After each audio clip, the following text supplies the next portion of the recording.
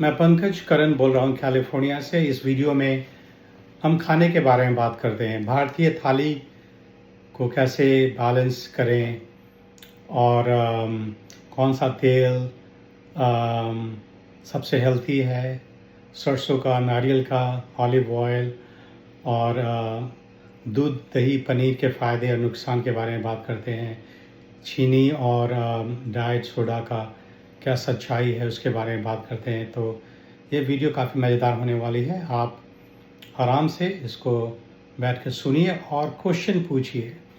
आपको हो सकता है कि आप इसके बारे में ज़्यादा जानते हो, ज़्यादा नॉलेज हो। मेरा मकसद ये है कि हम लोग एक तरीके से सोचें और आपको एम्पावर करें ताकि आप इसके बारे में कुछ फैक्ट समझे, साइंटिफिक फैक्ट क्या है, और आपको कुछ प्रैक्टिकल नॉलेज है इसके बारे में, और चाहे कुछ और आपने सुना है, पढ़ा है, तो हमें बताइए। क्योंकि नॉलेज तो काफ़ी वास्ट है, सब कोई सब कुछ नहीं जानता है। मैं भी नहीं जानता हूँ, मैं तो थोड़ा सा जानता हूँ जो मैं आपको बताने जा रहा हूँ। पर्पस ये है कि आप अवेयरनेस लाएं, आप भी सीखें, हम भी सीखें। मैं जब भी वीडियो बनाता हूँ तो मैं भी पढ़ता हूँ और तो सोचता हूँ, रिसर्च करता हूँ, उसके बाद सोचता हूँ कि आपको इसके सामने रखा जाए। क्योंकि मेरा मकसद ये है कि आप हेल्थी हों, आप स्वस्थ रहें, आपकी आयु बढ़े, आप अपना ज़िंदगी अपने परिवार वालों के साथ अच्छे से गुजारें। तो ये भारतीय थाली के बारे में बात करते हैं। बचपन से लोग तो हम लोग थाली में खाते आ रहे हैं। हम तो अमेरिका में रहते हैं, अभी भी थाली में ही खाते हैं। लेकिन एक जो इंडिया में एक खाने का आदत है, जहाँ की थाली में एक होता है कि दाल हुआ, चावल हुआ, रोटी हुआ, सब्जी लोग खाते हैं। वो तो स्टैंडर्ड चीज़ है। लेकिन ये जानना ज़रूरी है कि किसका क्या प्रोपोर्शन है थाली में। ये बैलेंस्ड इंडियन थाली है कि नहीं। इंडियन थाली जो है ये तो इट रिप्रेजेंट्स हेरिटेज और न्यूट्रिशन दोनों को। प्रॉब्लम है आजकल के थाली में कि पोर्शन साइज गलत होता है। उसमें फ्राइड फूड ज़्यादा रहेगा, जंक फूड ज़्यादा रहेगा। हम बैलेंस थाली की बात कर रहे हैं। कार्ब का जो परसेंटेज है वो भी 1/4 ऑफ प्लेट से ज़्यादा होना नहीं चाहिए। रोटी हुआ, चावल हुआ, चाहे मिलेट्स हुआ। चावल तो कमी खाया वो ज़्यादा है, अच्छा है आपके लिए। वो 1/4 से ज़्यादा नहीं होना चाहिए। और आपका प्रोटीन हुआ वो जो है सो भी 1/4 प्लेट हो। उसमें दाल, चना, राजमा, पनीर, चिकन, फिश जो भी हुआ। वेजिटेबल आपका हाफ प्लेट होना चाहिए। नहीं, हमको मालूम है कि सब्जी बहुत महंगा मिलता है और बहुत बार ये संभव नहीं होता है कि आप आधा प्लेट पूरा सब्जी रहे। सब्जी सलाद जो है ना, वो ग्रीन्स जो उसका मिक्स होना बहुत ज़रूरी है। वो आपके लिए फिलर का काम करता है और गट बैक्टीरिया के लिए बहुत हेल्थी होता है और आपको फुल रखता है और ग्लूकोज बैलेंस को ज़्यादा स्पाइक नहीं होने देता है। और डेली जो है आप हेल्थी फैट खाएं। हेल्थी फैट क्या होता है? घी हेल्थी फैट होता है। घी जो होता है उसमें हेल्थी फैट होता है। और नट्स, वॉलनट जो होता है काफ़ी अच्छा होता है वॉलनट। और सीड, पम्पकिन सीड हुआ, फ्लैक्स सीड हुआ, वो सब चीज़ तो आपके सेहत के लिए बहुत ही अच्छा है। पम्पकिन सीड तो अमेरिका में काफ़ी महंगा मिलता है। एक छोटा सा पैकेट का दाम $10 है। तो आप सोच सकते हैं कि पम्पकिन सीड इंडिया में शायद बहुत सस्ता मिलता होगा। अगर उसको आप ज़रूर इस्तेमाल करें अपने खाने में, जैसे भी हो, सलाद में डाल दें या अलग से उसका कुछ बना दें, कुछ सब्जी वगैरह। फर्मेंटेड फूड में दही एक हो गया। उसके अलावा इडली और डोसा जो है वो भी फर्मेंटेड चावल से ही बनता है, तो वो भी अच्छा है आपके लिए। और यहाँ तो कंबुचा मिलता है, एक लिक्विड ऐसा होता है, वो फर्मेंटेड, वो भी आपके स्वास्थ्य के लिए काफ़ी अच्छा है। किमची किमची एक साउथ कोरियन पिकल्स होता है कैबेज का, वो भी काफ़ी अच्छा होता है। और अगर विनेगर विनेगर आप अगर सलाद में इस्तेमाल कर सकते हैं, वो भी अच्छा है आपके लिए।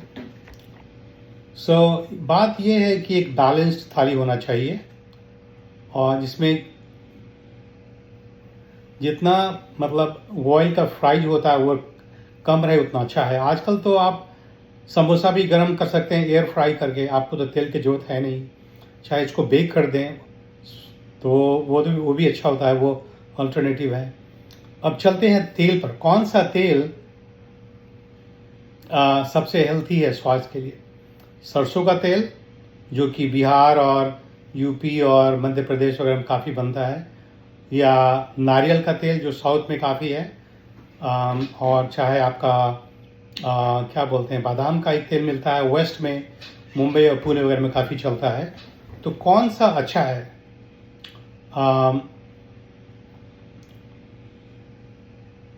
इसके लिए ये समझना ज़रूरी ये है कि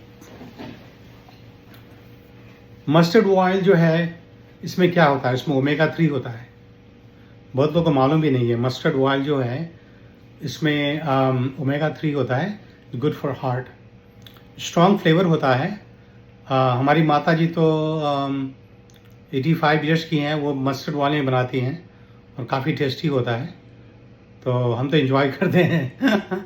स्ट्रॉन्ग फ्लेवर होता है और खास बिहार यूपी और उस एरिया में काफ़ी मस्टर्ड ऑयल यूज़ करते हैं।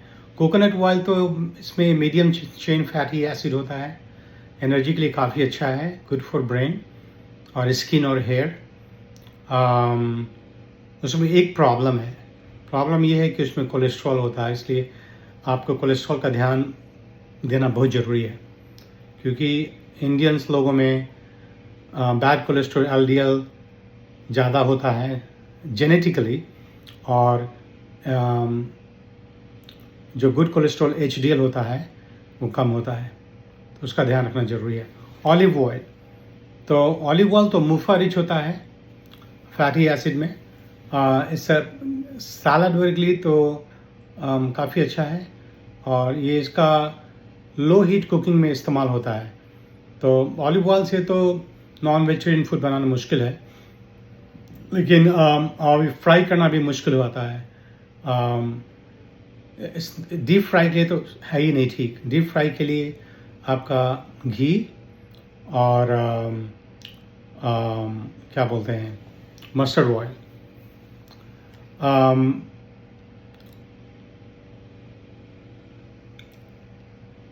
बात यह है कि आप इसको रोटेट कर सकते हैं, कभी मस्टर्ड ऑयल में बनाएं, कभी नारियल तेल में बनाएं, कभी आप घी में बनाएं। और जो ग्राउंड नट है वो भी इस्तेमाल कर सकते हैं। तो सरसों, नारियल, ऑलिव, ग्राउंड नट, घी तो बहुत अच्छा ऑप्शन है। अगर प्योर मिलता है घी तो it's a much better option. चलिए दूध, दही, पनीर के बारे में बात करते हैं, क्या फ़ायदा क्या नुकसान है। देखिए, मिल्क, क्वेश्चन ये होता है क्या मिल्क और कर्ड और पनीर सुपर फूड है या वेट गेन के लिए वेट गेन करता है और गैस देता है। इसका हम बहुत क्लियर करना चाहते हैं। डेयरी में होता है, इसमें आप प्रोटीन हो गया, डेयरी में तो प्रोटीन होता ही है। केसिन जो है वो प्रोटीन बोलते हैं उसको, तो वो होता है, कैल्शियम होता है, वाइटामिन भी होता है। काफ़ी इंडियन लोगों में लैक्टोज इंटॉलरेंस का प्रॉब्लम है, सो वो तो प्रॉब्लम हो सकता है उसमें। मिल्क में आपका कैल्शियम, B12, कर्ड में आपको प्रोबायोटिक्स हो गया, गट के लिए बहुत ज़रूरी है, डेली खाना चाहिए कर्ड, दही। पनीर जो है वो भी प्रोटीन है, उसमें पनीर खाने से होता है क्या है कि फुल कर start feeling full good faster. So vegetarian के अच्छा है। If you eat paneer with some roti and chawal, it slows the glucose absorption, glycaemic index को कम कर देता है, so that's beneficial. So downside तो ये है कि भाई लैक्टोज इंटॉलरेंस है तो आपको यू हैव टू वॉच। बहुत बार वो लैक्टेट के साथ है एंजाइम के साथ आता है मिल्क, वो भी इसको इस्तेमाल कर सकते हैं आप अगर ब्लोटिंग डायरिया हो रहा है। लेकिन आपको केयरफुल होना पड़ेगा क्योंकि आजकल मिल्क में भी अडल्ट्रेशन काफ़ी होने लगा है। सो अगर आपको प्योर मिल्क से लैक्टोज इंटॉलरेंस हो रहा है तो केवल आप कर्ड खा सकते हैं और पनीर, उससे आपको सिम्टम्स बेहतर हो सकता है। और 1 से 2 serving per day is enough. हमको तो I prefer curd and paneer more than that milk.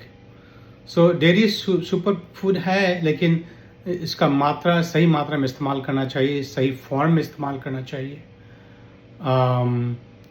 और दूसरा हम बात करना चाह रहे थे चीनी और डाइट सोडा का। सो सच्चाई तो यह है कि शुगर जो है एक स्लो पॉइजन है, और डाइट सोडा हेल्थी नहीं है आपके लिए। इंडिया विश्व में, दुनिया में सबसे बड़ा शुगर कंज्यूमर है, और इंडिया में डायबिटीज़ एपिडेमिक चल रहा है। कनेक्शन तो कहीं है ही, ज़्यादा कंजम्पशन हो रहा है। देखिए, अगर छोटे चम्मच में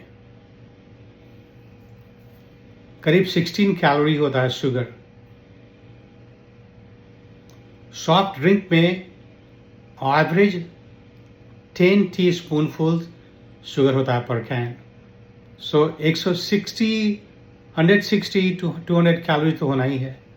अगर आप दिन भर में 2-3 कैन पी रहे हैं, बहुत प्रॉब्लम है। उससे आपको इंसुलिन स्पाइक होगा, क्रैशिंग होगा, फिर आप पिएंगे, फिर ज़्यादा खाएंगे, फिर आपको क्रेविंग होगा शुगर के लिए, स्वीट के लिए। इंसुलिन अप एंड डाउन होता रहेगा। Every time insulin spikes, it adds fat to your body. उसका empty calorie है, it adds fat to the body. It makes you hyper. It increases your blood pressure, causes tachycardia, heart palpitation. So ये तो सेहत के लिए अच्छा नहीं है। It will lead to insulin fatigue, insulin resistance, pre-diabetes, diabetes, obesity. So this is not good. Fatty liver. So you name it. Sugar is a big problem. Big problem. If you want to be healthy, you need to really cut down your sugar and get rid of sugar from your life. Sugar, it alters your gut microbiome. जो bad bacteria that take over, fungus takes over, you start having all kind of intestinal issue, कभी diarrhea, कभी constipation, foggy brain, mood gets really disturbed. So whole host of problems starts happening. It can lead to irritable bowel syndrome, inflammatory bowel disease. Craving ज़्यादा होता है, so indirectly weight gain होता ही है। देखिए, brain को diet soda फूल कैसे करता हूँ, ब्रेन को डाइट सोडा मूर्ख बनाता कैसे है। दिमाग को लगता है कि शुगर आ रहा है, राइट, क्योंकि मीठा है, और इंसुलिन रिलीज कर देता है, क्योंकि ब्रेन एंटिसिपेट करता है, इंसुलिन रिलीज कर देता है।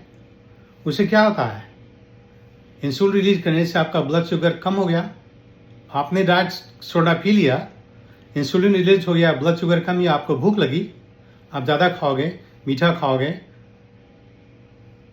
तो ये सिलसिला चलता रहता है। तो स्लोली। और दूसरी बात ये है कि डाइट सोडा में ये जो आर्टिफिशियल स्वीटनर होता है, sucralose, aspartame, there are some different kinds. So ये जो they causes insulin resistance. They make your insulin less effective. तो बॉडी को ज़्यादा इंसुलिन प्रोड्यूस करना पड़ता है। It's a very complicated problem. So you need to stay away from diet soda. एक ज़माना था करीब 15 साल पहले, नहीं 15 साल पहले नहीं, 20 साल पहले हम डाइट सोडा, उस मार्केट में डाइट सोडा आया था, तो 2 साल हम डाइट सोडा पिए, लेकिन तब हमको मालूम चला कि भाई ये तो, इससे सेहत ख़राब हो रहा है, तभी हम छोड़ दिए डाइट सोडा। उसके बाद काफ़ी स्टडीज अभी आई, उसमें मालूम चला कि ये हेल्थ के लिए ठीक नहीं है।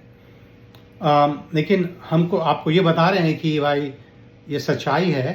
आप गूगल करके आप सर्च करके मालूम कर सकते हो कि राज सोडा का क्या क्या मतलब स्टडी में क्या बता रहा है।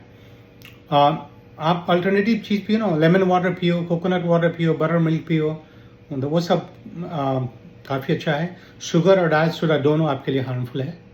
अच्छा ड्रिंक अपना जल है, क्लीन वाटर, सिंपल पावरफुल, अपना बारी 70% वाटर ही है। तो थैंक यू फॉर वाचिंग। मेरा नाम पंकज करन, हम कैलिफोर्निया में सेंट्रल कोस्ट में रहते हैं और ओरिजिनली हम रांची से हैं। Thank you for watching.